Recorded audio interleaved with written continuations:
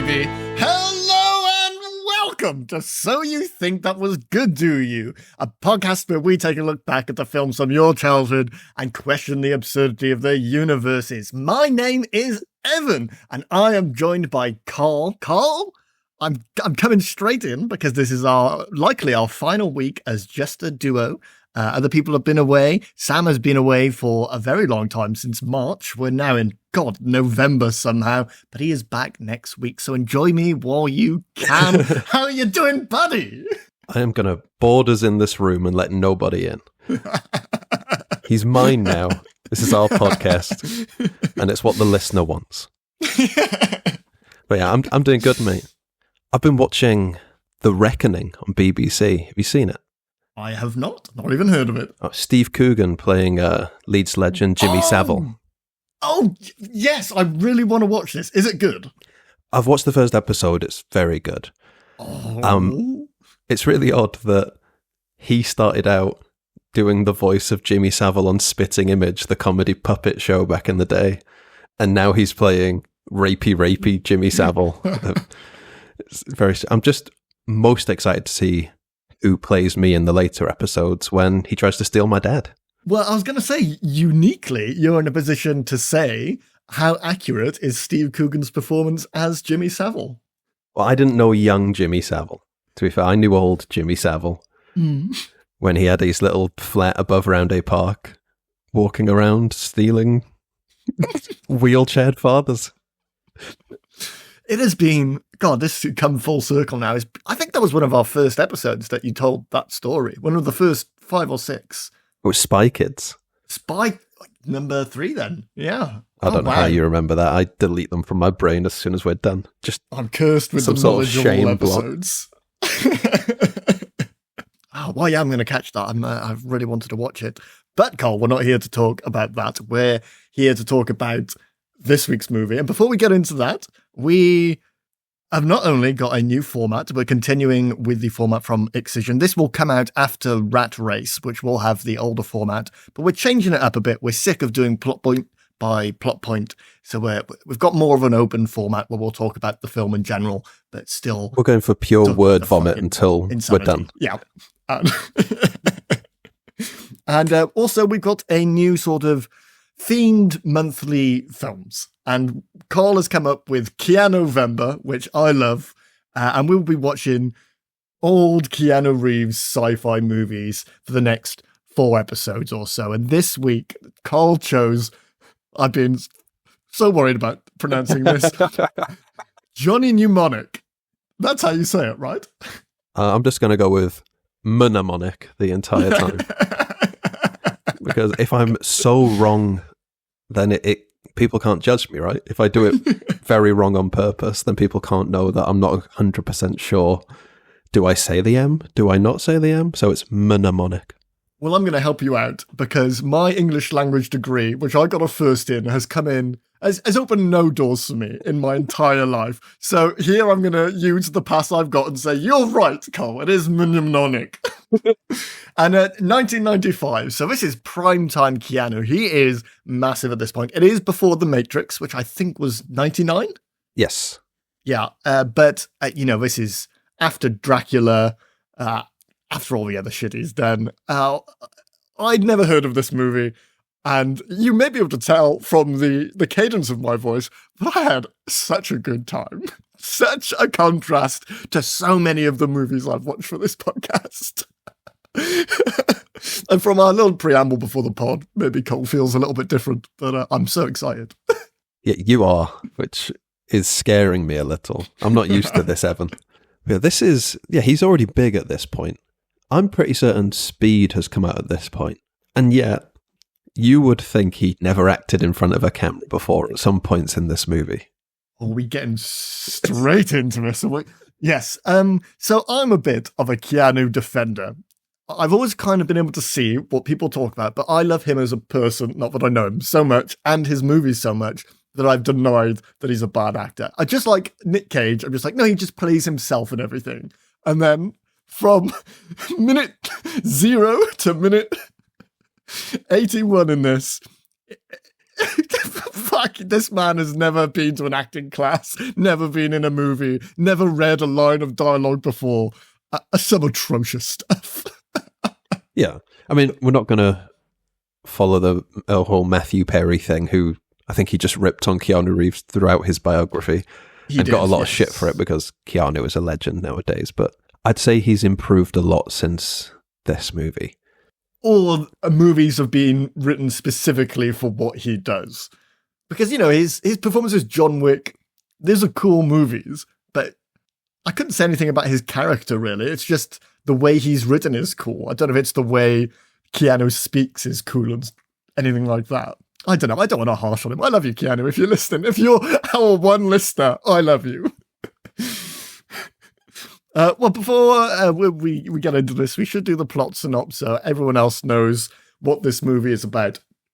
It's the year 2021, and Johnny is a data courier with a secret. He is carrying a dangerous stash of information in his mind and must race against time, money, and gangsters to deliver the package and save himself. And just to give you an idea of the genres this film fits into, these are the categories listed on Prime. Action, suspense, electrifying, and confused. Those last two, very poignant for this movie. Not only is it all over the place, God, there's so much electric in this. I'm going to go out on a limb and say I don't think electrifying and confused are movie genres, but now I really wish they were. Prime just adds random shit. The winner for best movie in the confused genre. Oh. So, I did want to start with how the movie opens, because there's quite a lot to unpack in the movie, so it prefixes itself with a big wall of text. Just like Star Wars, there's a crawl, and I want to read it out for you because as it was scrolling up the screen, even though it was one long paragraph, it had a poetic quality to it. So I thought I'd write it down word for word and read it as a poem, which will catch you up on the universe that this movie is based in. So bear with me while I do this. Second decade of the 21st century, corporations rule. The world is threatened by a new plague, NAS, nerve attenuation syndrome. Fatal epidemic. Its cause and cure unknown. The corporations are opposed by low-techs. A resistance movement risen from the streets, hackers, data pirates, guerrilla fighters. In the info wars, the corporations defend themselves. They hire the Yakuza, the most powerful of crime syndicates. They sheath their data in black ice, lethal viruses, waiting to burn the brains of intruders. But the low-techs wait in their strongholds, in the old city cores, like rats in the walls of the world. So good. And that's the movie. Even if you heard that normally, I read it normally, I have no idea what any of that means. It has told me nothing about the people or the characters of the universe. No, there is a lot of information thrown at you in this movie. I do love that even 40 years ago, they knew the 2020s were going to suck. Yes. And that is literally my first note, because it's got to be mentioned. This is based in 2021. There is a virus rampant within the world. Yeah. Hits home true for us. And corporations rule the world. Yes. But the major difference is that even though there is this virus encapsulating the world, what's different to what we experience is everybody is outside all the time. And if they're in a room, everybody is in that room also. There is no distance. There is no worry that you might catch the virus from someone else. It's kind of presupposed that everyone has it already. So they're all just like, fuck it. So the setup for this movie is that Keanu, who plays Johnny, I really thought the character's name was going to be Johnny Mnemonic, by the way, but he just doesn't have a last name throughout this. So if you're excited for the reveal where they finally go, Johnny Mnemonic, that never happens. He is a mnemonic. Is that right? That's what they call the data couriers, I think. Well, no, they call them data couriers. I thought the mnemonic was just like thematic, because mnemonics are memory aid devices. He just remembers all this data by just coming up with some sort of rhyme about it. The actual movie is worse than that. But here's the scene. So these people download data into Johnny's brain, and that data is synced with a key, which is 3 images. Rather than him remembering things, he is supposed to take these 3 images, which are the code to unlock the data so it can be removed from his brain later on. Yeah, even he's not allowed access to this, so he couldn't steal it. Yeah, so he's not carrying that round. So they put the data on his brain. He doesn't know what it is. He's just got to carry it from A to B, and that's his job. And to, already a lot of amazing technology going on, but to get the images from A to B ahead of Johnny, they fax it. So this is all there's VR, mind download technology, and energy whips, as we're about to see, but fax is still a massive player in 2021, and VCR. That they are global still. The technology in this is all over the place. I think that William Gibson is an absolute legend when it comes to sci-fi. And do you like The Matrix? Do you like Cyberpunk 2077?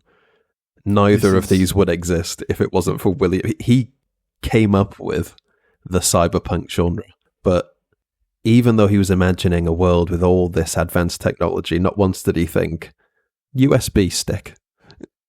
No, people store data in their brains. So this is based on a book then? Well, this is based in the Sprawl universe. So, have you heard of Neuromancer? Nope.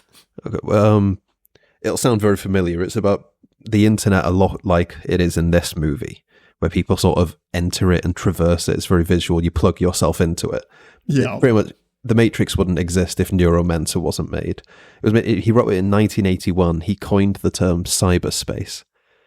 A lot of people assume that the internet got the form it had because a bunch of nerdy people read Neuromancer in 1981 and it influenced how they designed the World Wide Web.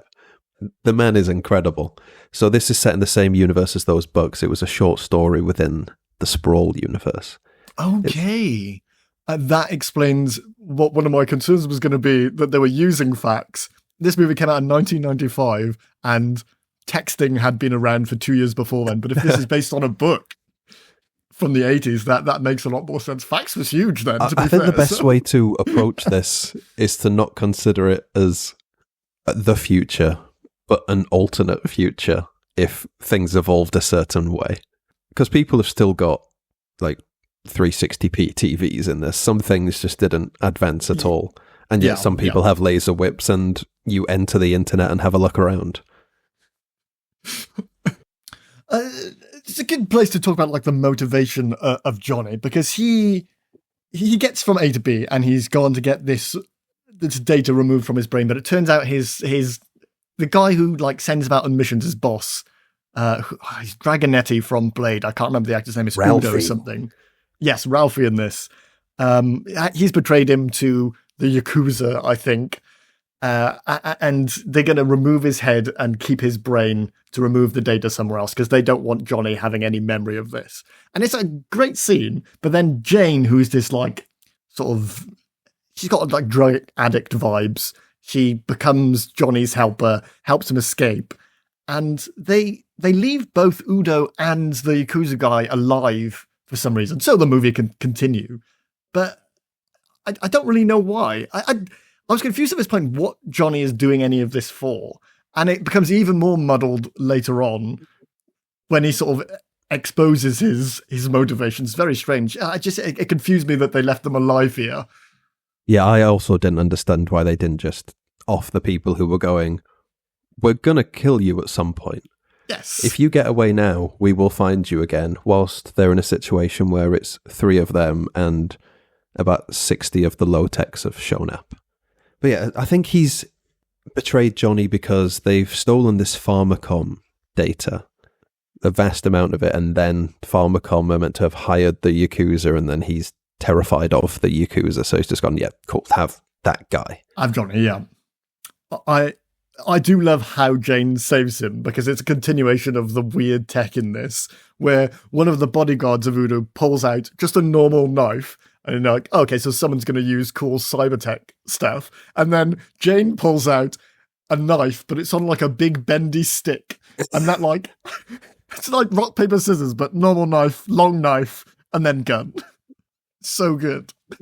Call that a knife? It's like a... it's kind of like a car antenna. If cars even still have antennas, I don't know. I don't drive. And it's sort of wobbly, and it just has a long blade on the end. It's so good. And this is where this movie was kicking off as excellent for me. Jane is meant to be this body-modded, like superhuman, but And she's got also this virus. suffering this nerve attenuation syndrome that half the planet apparently has. And this seems to be I was going to say consistent thing, and then I found out that she's just a consistent character within this movie and Neuromancer, just in that women are, number one, absolute badasses. Usually they seem to be the bodyguards, the people beating the shit out of people, the superhumans, and also just the easiest women ever.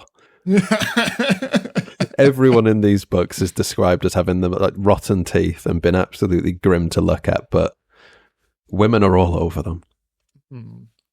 Yeah, that doesn't translate to the movie so much. All the men look quite put together in this, but I suppose they've got to sell this as an action movie, so I can understand why they don't. Continuing on the tech, now Johnny makes a call to like some hotel in maybe Beijing, something like that. I love it because this is the first time we see Johnny enter the internet, and he puts on this like VR helmet, and I think this reference is going to be lost on you because you've not seen Community, but it is the exact same as when, if anyone listening has seen Community, Elroy in like season 6 creates what he thinks is like the best VR experience ever, and the Dean and some other people that get really into it. But it's the same sort of shit CGI, and the only powers you have are like controlling settings of a computer. So you like can change the language or turn on subtitles and things like that. And this is the exact same. It's this massive internet experience, but all you're doing is doing a Zoom call across the web. Like there's no need for you to be in it. It's not like there's such a parallel to the Matrix here, obviously, where you go inside, but the Matrix looks like this ultra realistic actual simulation, and then this looks like Microsoft Paint. It's fucking crazy. I almost think it's more difficult for us who live in the internet age to understand what we're supposed to be seeing here, because we know what the internet became, whereas when this was written, it was just someone's idea. And it just does not come across. I'm talking about this universe as if I'm like well read up on it. I gave up on the book about halfway through Neuromancer because I didn't have the imagination for it. I was just reading it going, what is this meant to look like? What am I meant to be imagining here? And within my head, I was seeing something similar to this movie and going, this can't be right. What? It's for the listener there. This is such a perfect example in this actual scene where he's making this call and something blocks him. There's a security protocol that stops him from making the call. And then to get through, to hack the system, there's this giant triangular stone Rubik's Cube-esque puzzle where he switches around a load of the bits of the triangle and then electricity sparks and then he's able to make the call. He just arbitrarily knows the pattern he has to do to call a room in a hotel. It's so fucking good. I love this fucking movie. I can't wait till the end. It's so shit, it's good, but not like The Room where it's laughably shit. This is doing something. It being based on a book, I can see now where maybe that's what I love, is the it being true to something else. But I had such a good time. I'm having such a good time. I mean, I struggled to criticize it because although it is what it is, which is objectively a bad film. Sure. Oh yes, we're not denying that. It's an interesting concept and an interesting world, and it feels like there's something there. But at the same time, I feel like you're forced to give it more credit than it deserves, or attribute certain ideas to the director that he probably didn't have. Where part of me wanted to think maybe Keanu Reeves' bad acting was a choice. Maybe if you replace half a man's brain with robotic parts, he's going to talk slightly like a robot. Yeah. Okay. Yeah, I see what you're saying. Because there is a decision made here, because it wasn't a small budget film, to only bring in very wooden actors. We've got Keanu Reeves, We have, I mean, this is pre any sort of acting training, Ice-T, Dolph Lundgren. You know, I think Ice-T did a fine job in this. For Ice-T in a movie, I think he was doing what he was told to do. I can't wait to get to Dolph Lundgren. What he was, I wouldn't say that was wooden at all. I loved it, Cole. Certainly with Keanu, I can see how you can make that argument that it was purposeful, but I think he overcorrects if that's the case, and it just stands out so blaringly in this. There's just something very Westworld about both Johnny and some of the American bad guys we see, where I almost wanted to say that this has to be on purpose, right? Because whenever he interacts with the bad guys towards the beginning, it feels like Fallout dialogue. Yeah. Something to that extent. Yeah. And you just it feels like, obviously it's a movie, so it is scripted, but it almost feels excessively scripted. Yeah.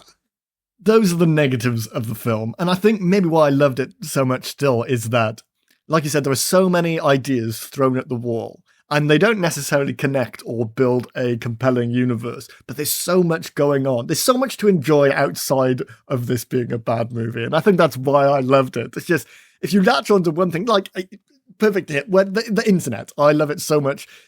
Let's explain it to people. You are, when you're surfing the web, you're moving through this void of fire and stone. You, like when you want to use an app or a website, you shift towards a giant obelisk stone icon for that website, much like just clicking one on your desktop.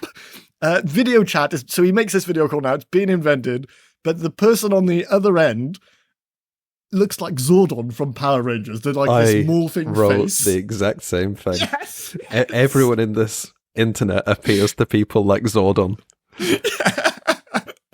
So you're not quite sure if you're talking to the person you've called, because it doesn't look like a person, but you're on a call, and I love it. It looks sort of like the melty metal man in Terminator 2.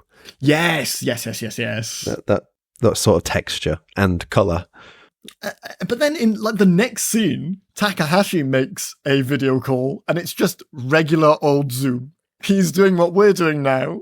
He has... So to me, it feels like a choice Keanu has made. Like, instead of having a light and dark theme, he's chosen like the hellscape theme. So the whole internet looks like this for him. But it does seem that you can either access the internet on a normal screen and see people as they are, or enter the internet and view everyone like who's also in the internet, like a big wobbly metal face man. And why wouldn't you just always do things on screen then? Because that is nightmarish. If I had to do all my work like that, my nerves would attenuate. Why did the disease happen? Looking at this screen, I've got a nosebleed. What is this? And you say that, but that's the actual cause of this disease. It comes from the machines that everybody's using. And the whole thing of this movie is the Pharmacom? They have the cure, but they haven't... Is that their name? Yes, it's Pharmacom. Like yeah, there we go. They have the cure, but they refuse to release it because they can make more money treating the disease than they would curing it, which is very poignant. But I don't know enough about Big Pharma to hound on this point, so we'll just pretend like I made a point there. Sticking it to the man-ish, sort of. So the movie continues now because Johnny is having a big meltdown that there's not enough space in his brain. Something that I should have mentioned is that you can only hold this data for so long. It's on like 24 or 48 hours. Yeah, if you're over your capacity, you can only hold it for so long before it starts seeping into your brain. Yes, and he even had to forget all of his childhood to get it in there in the first place. So there's a cost for this. Yeah, within this universe, parts of your memory are like, we know where it is in the physical part of your brain, and we can just chop out.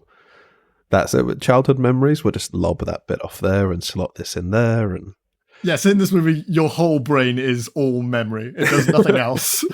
And each bit has its own little cubby. The beginning starts at the back, and you work your way forward into more recent memories. So they just lop off the back of his brain and till you're full. Yeah, plonk a USB stick in there. That's actually what they do. Yeah, and then if that USB stick doesn't have enough space, you can just double the memory somehow. Just plug a thing in and double the... I mean, it is unfair to call out an 80s story for not quite understanding that you can't just double storage. But I was just thinking, we'll just keep doing that then if you don't have enough space. Double it, then double it again. There's no cost for it. Yeah, it's just like, if you run out of space, you can double it. There we go. So he finds out here that he has the cure for NAS, and he has that either have that part of the brain removed or wait for it to kill him anyway. That's what's driving him forward. Every plan Johnny has goes to shit in this movie. There's not something he tries to do that doesn't fail. So that's what drives a lot of this. And he now ends up with going to J-Bone, who is like a kind of the leader of some sort of weird techno resistance. They're the low-techs, I think. Because Jane thinks he can help John. I don't know. This movie's so fucking confusing. He thinks J-Bone can remove this part of his brain or download the data from him. Hang on, have we skipped the introduction of Dolph Lundgren? We can still talk about it. I've got a big speech on him. Don't worry. Because he's more in the end of the movie. But yeah, they hit him with the car.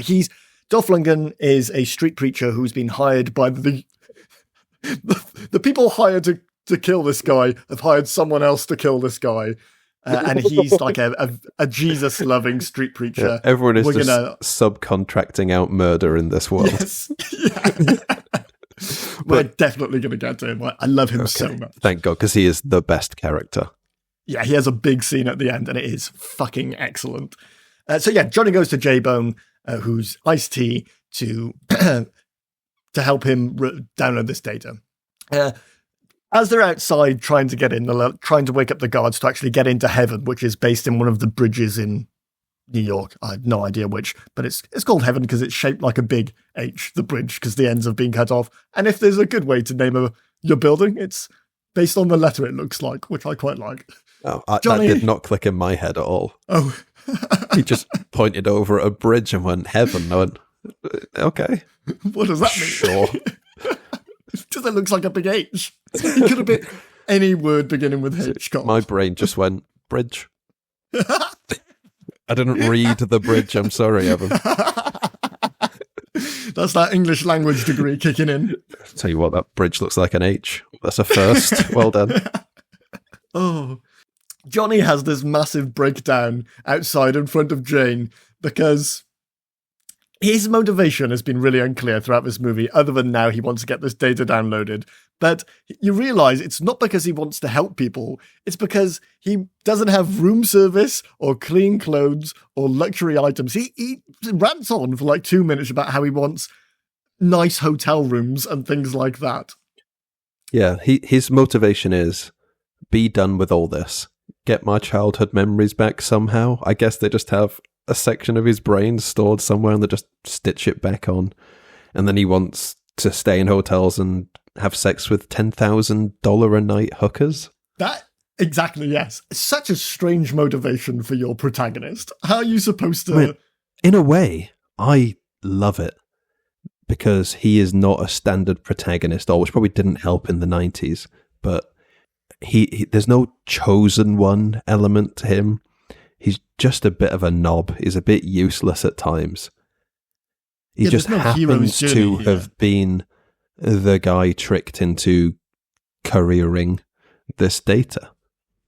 And then shit goes wrong, his boss betrays him and he's going to lose his head. But yeah, there's nothing special about him. In a way, the people around him are more special. There's a man who is leading a resistance of low-techs. There's a woman who is fighting a disease this nerve attenuation disease, whilst also being some sort of superhuman bodyguard something. There's a guy called Spider who's a doctor who's trying to save these people. Everyone around him is more special. He's just shoved into a shit situation. It's actually quite good. It's a great idea. When you put it like that. But completely overshadowed by the best character in this call, who comes up right now. They finally get into heaven. What is his name? J-Bone introduces our main characters to the code breaker, who is like running all the tech side of this resistance, and they're sure, I won't say it can help Johnny remove the data from his brain. And then the camera pans over. Before you say it, I knew this character was in the book before I watched.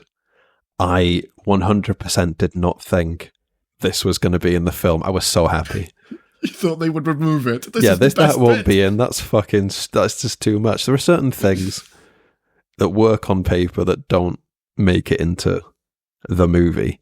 I'm so glad this made it in.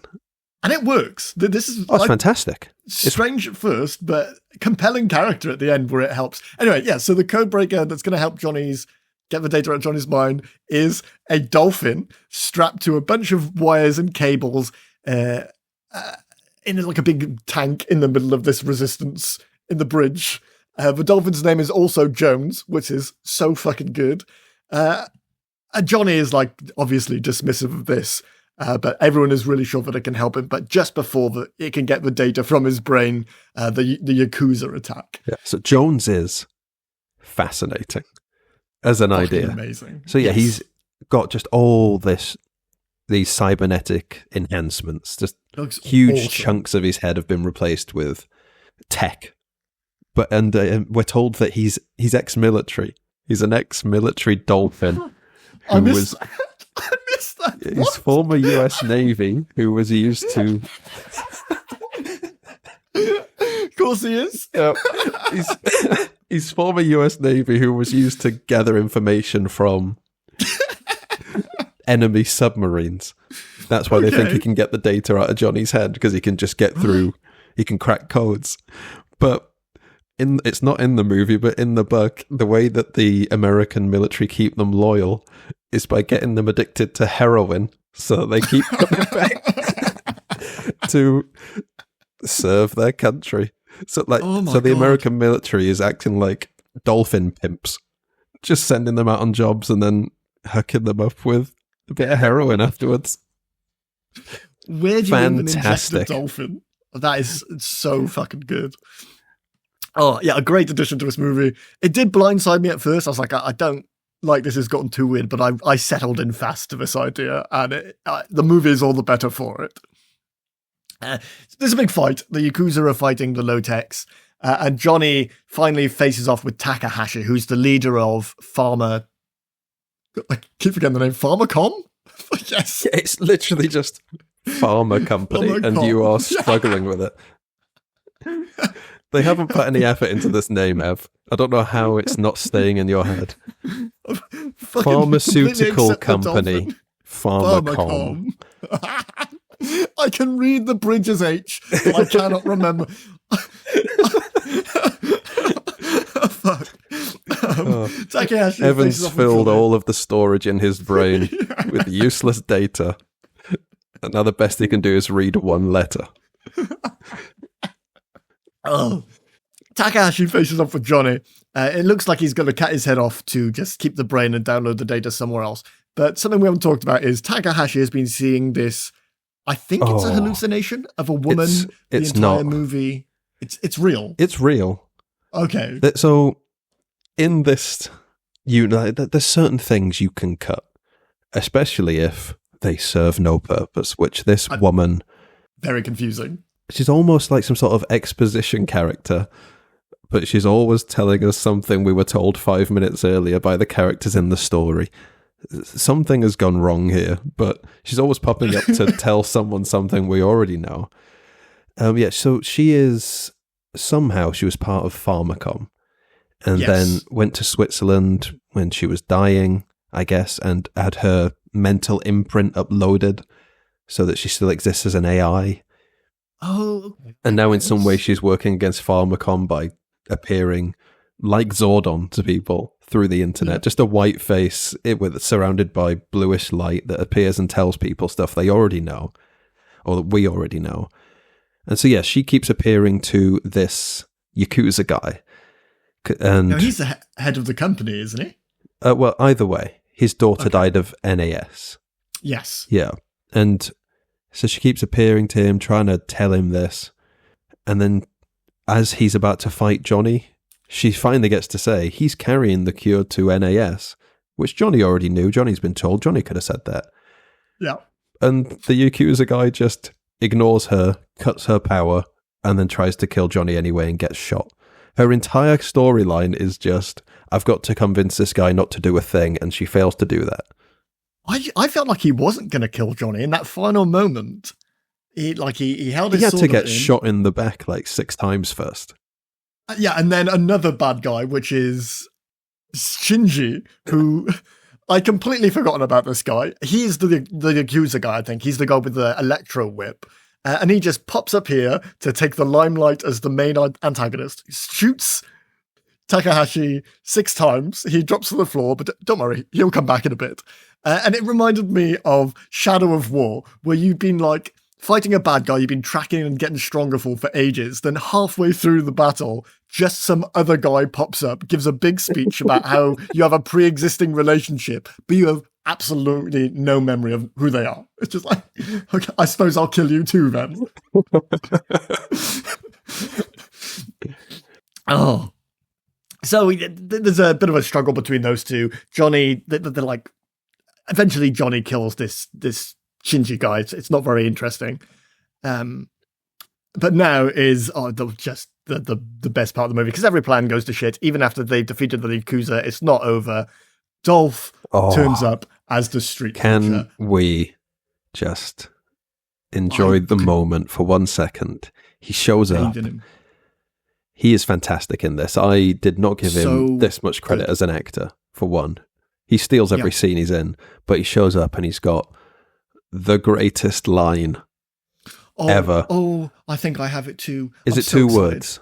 It's 2 words, baby. Okay, so he pops into screen, he grabs hold of Jane, and he says, "Go for heaven." So he's about to deliver the killing blow to her, and he says, "Jesus time." It's the best thing up there. I had to pause. That cracked me up. It's one of the best lines ever. Good. Jesus time. It's that I know what he's saying. It's perfect. It's the best line of dialogue I've ever heard, and delivered perfectly. There is so much you could read into a 21st century preacher assassin in just some sort of bastardization of the Christian religion. Yes. But all I care about is Jesus time. It's so fucking good. Fantastic. I was so happy. Me too. And I didn't, even though I know he was in this movie, when he appeared as the preacher, I didn't think it was him, because he has a perfect American accent. I don't think I've ever heard him do any accent other than his own. And it blinds. It's such a good performance. I could watch a movie about him. I love it. But he dies here. Seeing this, I think we lost something in him not becoming as big as Stallone or Schwarzenegger. I absolutely agree. He's funny. I think he means to be. I think he means to be funny. Oh, absolutely. The way he said it, it was like tongue in cheek. It's a perfect little character. Yeah. So his whole thing is that he's almost religiously addicted to enhancing himself, and he pays for that by killing people, by contract killing. He's just completely filled to the brim with tech enhancements. No one can stand a chance against him. No, yeah, and it takes everyone teaming up together to stop him. And it's a cool death scene. Like, it's all very choreographed how they get to it. But then, like, he ends up between 2 wires. He looks like he's being crucified. He's being electrocuted. He bursts into flames, then he explodes. And I'm sure there is an analogy in there about the fucking techno dolphin, the drug addict, and the fucking man of luxury electrocuting the man of God to death. But there was so much going on, I couldn't get to what it was trying to tell me. And there's just enough there to enjoy. And he is crispy at the end of it. And that's important to note, because soon the film is going to try and do something which would have you question that, but it's fucking ridiculous. It's a weird, I know what you're talking about. It's a weird moment of comedy. Yeah. In an otherwise, I don't want to say serious movie. There's a heroin-addicted dolphin, but it's not a movie that at any point throws comedy in your face until this moment where his hand twitches, it starts rising, his body starts rising, and you think, oh, those enhancements must still have kept him alive and he's going to attack them. And then Ice-T turns around and goes, yeah, just chuck that out. And it's a bunch of people are lifting him up like he's garbage. Yeah. It's such a strange double bluff, because by looking at him, a man has never looked more dead. So like we knew that he wasn't actually getting back up. He looks like he died centuries ago, and then his body's been left in a peat bog.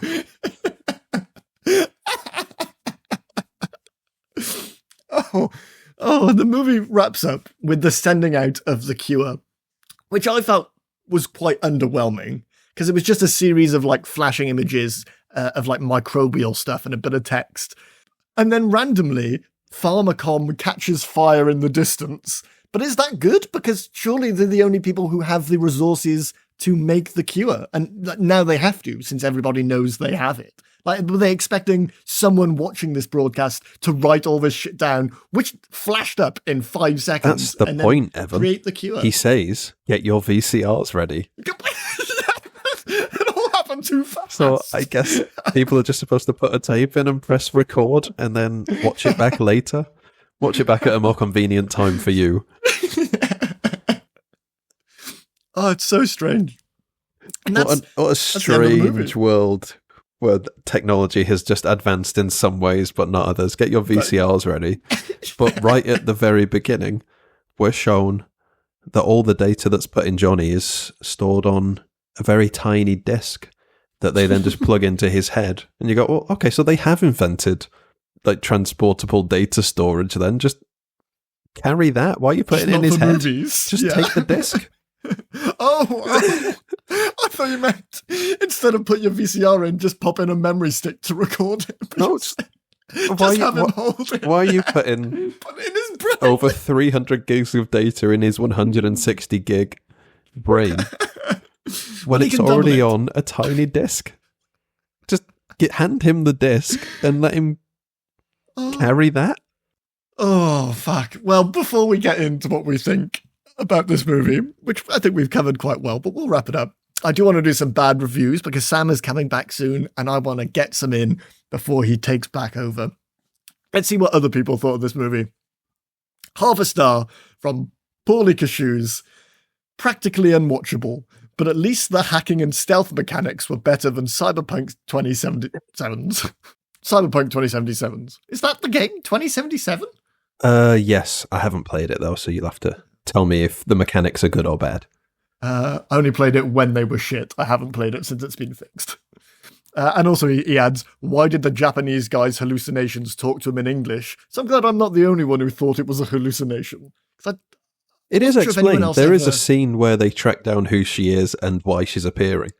We all missed that. Only you saw that. I think maybe because I've read half a book of this universe once. I think something similar happens in the book. Yeah. I don't feel... Well, there was so much going on. I think I probably more than likely missed it, but I don't remember a scene where they explained her. Next up, half a star. I mean, it's the most densely... There's a lot going on for an hour and a half. Yeah, so much information in this movie. I've never had there's a TV series amount of information thrown at you in an hour and a half. This would be an excellent TV series. I think its time is past is the problem. You can't make this movie now because the tech is ridiculous. They have VCRs and fax machines. They can change that. And brain USBs. They're not... Oh, yeah, okay. Yeah, fair enough. That is fairly pivotal to the movie. they plug into the brain with what is quite obviously just a headphone jack. And we have this movie. It's The Matrix. We have a better telling of something like this, like plugging into brains and stuff. We have a great cyberpunk movie, and it's amazing. I'm going to put a pin in that for a second and save it for so I think it was good to you. And I don't think you're going to like it. Next up, half a star from Professor Rattigan, because so many movies get reappraised and what was thought terrible turns out to be misunderstood. Well, no, Johnny Mnemonic is just trash. For future me who may not remember, I want room service, Jesus time, 80 gigabytes doubled, but 320 gigabytes too much, dolphins. All some of my favourite parts of the movie. Yeah, Jesus time, amazing. Yeah, he was looking for something else. Jesus time, the best part of the movie. I want to somehow sneak that into my everyday life now, but I don't think it's possible. But there is a movie in here, but it's not trying to escape. It's just graffiti on a bathroom stall. Well, William Gibson, who wrote the story, said that part of the issue with it was, as always, studio interference. They wanted to make a movie based on his writing, but for it also to be mainstream. Right. And I feel like you can watch that and see those two things fighting each other. It is somehow 50% generic 90s movie, 50% incredibly in-depth cyberpunk universe, and it is worse off for that happening. Yeah, I agree. They should have just tried to make something different, because there's a lot of stuff in this world that just isn't developed enough. Oh. Mm-hmm. What a down note. Okay, one more bad review and then we'll get into what we think and bring this back up. I don't know why I'm responding to every review like they're talking to me. No, I like it. Well, like actually, you're a big wrong. Zordon face appearing in front of you. And then a review which completely sums out how I feel about this movie. Half a star from Dan Samiljan. Sounds like something we'd call ourselves. Half a star, but also like 5 stars, which is how I feel. Yeah. Yeah. Well, let's do this then. Carl, so you think that was good, do you? Oh, we're just going straight. That was the full review. Was just so. That was the full review. Yeah. Oh, mate, I'm so conflicted on this one, like that review, because there's something there. There is a fascinating world there, but I think it was almost good. Like, it. Do you? Well, do I? But it takes place within the Sprawl universe and has all the, like, apparently corporations have taken over from the old democracies. Well, show me that then. Show me how that works. That sounds fascinating. Tech has evolved in a completely different way. People are augmenting themselves. Okay, well, show me that then. Show me all these ways that... It's kind of... The whole story sort of takes place on the periphery of a fascinating universe where we just never get shown enough of it. Because you've seen The Terminator. Of course. Like, huge consequences, but kind of takes place within 3 blocks of a city and no one knows it's happening. But it takes place in the modern day, so who cares? You don't want to see the rest of the world. But when you're told this story is taking place in this incredibly deep universe, show me the universe. I agree with that. Yes, not the motivations, but the consequences of what would happen if the cure isn't released are never really shown to us. All we see is Jane kind of freak out at one point. She has a bit of a seizure because of this disease, but that's really the extent of what not getting this cure out would mean. Yeah. So I guess I think it's a really good concept, ruined by trying to also make a generic 90s action film out of what just should have been allowed to be its own thing. I think if you just make a movie based on the book and don't also try and make something appealing to the mass audience, you've got a cult classic. Is it my turn? I think so. Oh, okay. Nothing has ever rung more true for me than the confused category that Prime put this in. And completely linked to everything you've just said. But I can ignore all of that and enjoy this movie for what it was. It wasn't really Keanu, and it wasn't his story. I could have done without Johnny Surname in this movie. But all the other stuff, Dolph, the dolphin, the weird load. I enjoyed Ice-T in this. It was just like a weird, even though this movie came beforehand, it was like a discount version of, what is his name? In The Matrix, Lawrence Fishburne's character. Yeah. What is the name of the character? How have I forgotten that? Morpheus. Morpheus, yes. He was like a fucking Poundland's Morpheus. The universe of this movie I really enjoyed. And I didn't need all the seeing how the disease is affecting everyone, because I just liked the land we live in. I'm not usually a fan of dystopian movies, so I'm a little afraid of all the other movies we're going to watch for Keanu-vember. But this was just the right slice of what I needed. the weirdness of it is what really kept me going. And Jesus Time, obviously. Jesus Time. It could have just been that scene. I'd have loved it. If that wasn't in the movie, maybe I would feel differently. But the weird character choices, which fit so well into what this film could have been, just like you said, it being a weird outlier amongst all these other cookie cutter action movies that were coming out at the time. If they'd lent more towards that, it would have been perfect. But this, for me, is a 9 out of 10. I think the perfect example of that is Total Recall. Very early on, they just go, we're going to be weird as shit and you're going to love it. Here's a woman with 3 tits. Here's a guy who's got a baby growing out of his chest who somehow sees the future. Things like an ex-military dolphin who can hack brains and is addicted to heroin. Yeah. Get shit like that in within the first 20 minutes and just go, we're doing this.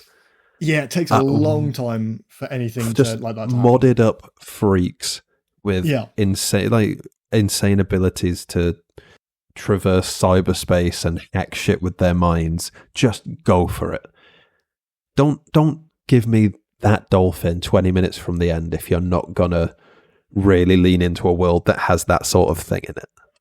Oh, do you know what we didn't talk about was the fight scene Johnny has in the internet at the end, where you don't know what's going on, and he doubles himself, and he's shooting these weird lasers and doing like sorcery. It's neuromancy he's doing in the internet, fighting some abstract being. I'm not sure what it was, but he's trying to hack the code. It's so strange. I'm not sure what you can say about it other than it being insane, but that shit, committing, even though the technology isn't there to support what that scene was trying to achieve, but committing anyway and doing it all in Microsoft Paint, fucking excellent. I like it when a movie commits, and in this scene it did. They spent money on that, dude. They were sat there and were going, yeah, this is the stuff, and I love it. They just went fucking nuts. There's him. There's a cartoon dolphin floating around at the same time. He's there too. I think this really served as a lesson 3 years later, because the next time they plugged Keanu Reeves into a machine, and when he's going to fight the robots and the computer systems in cyberspace, they go, how should we visualize that? Oh, just the real world. Let's not do that again. Just like this. Yeah. Just this now, but leather.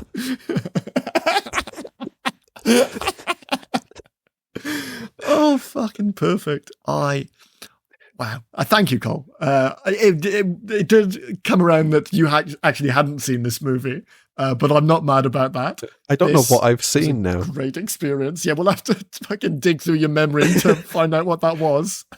But I've had such a good time. What a experience. I've never seen a movie like this other than The Matrix, but this is weirder, and it's so up my alley. So thank you.